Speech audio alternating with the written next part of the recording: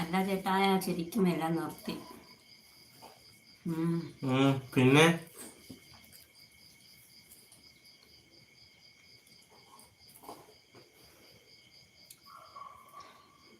പഠിക്കാനുള്ളപ്പോ പഠിക്കണം. അപ്പൊ വേറൊരു കാര്യം ചിന്തിക്കരുത്. ഓക്കെ? ഈ പറയാനാണ് അമ്മച്ചിന്തിര പഠിക്കുന്ന സമയത്ത് അമ്മച്ചിന്തിര ഏതാ? എന്റെ ലൈറ്റ് നോക്കിയാ അറിയാം. ഹൈലൈറ്റാ? ഓ, ഹൈലൈറ്റ് നോക്കിയാൽ അറിയാൻ പറ്റും.